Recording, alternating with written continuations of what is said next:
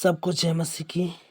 आज से 2000 साल पहले भविष्यवाणी की गई थी कि फरात नदी सूख जाएगी, जो कि 1.7 मील लंबी है और 1.7 मील चौड़ी है। जब ऐसा होगा तो समझ लेना कि पृथ्वी पर एक भारी विपत्ति आने को है। जब परमेश्वर ने पृथ्वी पर आदम और हवा को बनाया था, तब परमेश्वर ने आदम को अदन के बगीचे में रखा था और परमेश्वर ने उसी अदन के बगीचे को सींचने के लिए एक महानदी बनाई थी, जिसकी 4 मुख्य धाराएं थी। उन्हीं में से एक भी फरात नदी है, जिसके बारे में उत्पत्ति 2 अध्याय 14 वचन में देखते हैं। उस वाटिका को सींचने के लिए एक महानदी अदन से निकली और 4 धाराओं में बट गई। पहली धारे का नाम पिसोन है।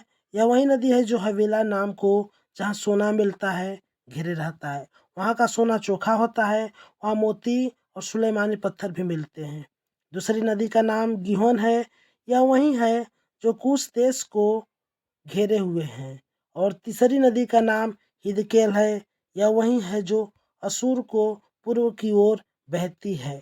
और चौथी नदी का नाम फरात है, जिसके बारे में हम बात कर रहे हैं।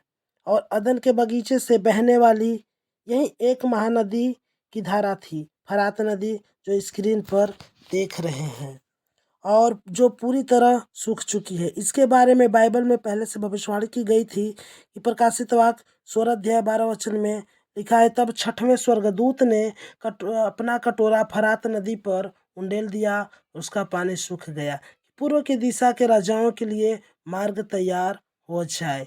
यही भविष्यवाणी है जिसके कारण आज फरात नदी सूख गई है।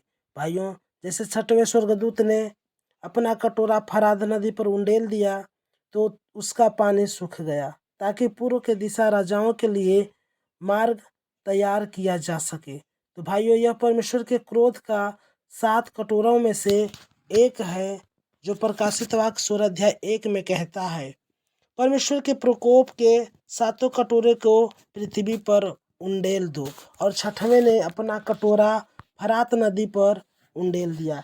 इस प्रकार जो परमेश्वर का प्रकोप जो फरात नदी को सुखा देता है, और फरात नदी के सूखने के बाद पूर्व के राजा उठेंगे और सेना इकट्ठे करेंगे, तब एक बड़ी लड़ाई परमेश्वर के विरुद्ध में लड़ेंगे। फरात नदी को सूखना नॉर्मल नहीं, बल्कि आने वाले समय का चेतावनी है और परमेश्वर के ओर से बिल्कुल क्लियर है। और एक एक शब्द जो परमेश्वर के वचन में लिखा है वो बिल्कुल सत्य और असरमंद है। इसलिए हमें इन बातों का नज़र अंदाज नहीं करना है और परमेश्वर का भय मानकर उसके वचन के अनुसार जीवन बिताना है, ताकि हम और हमारा परिवार आने वाले विपत्ति से बच सके, जो बहुत भयानक है।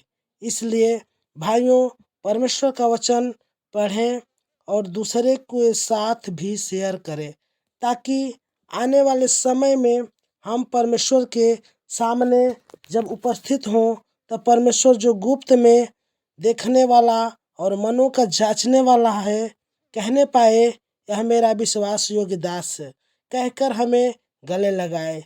इस वचन से सुनने और पढ़े जाने पर आप सबको आशीष मिले। शेयर करें, सब्सक्राइब करें। सबको जय मसीह की। सबको जय मसीह की। आज से 2000 साल पहले भविष्यवाणी की गई थी कि फरात नदी सूख जाएगी, जो कि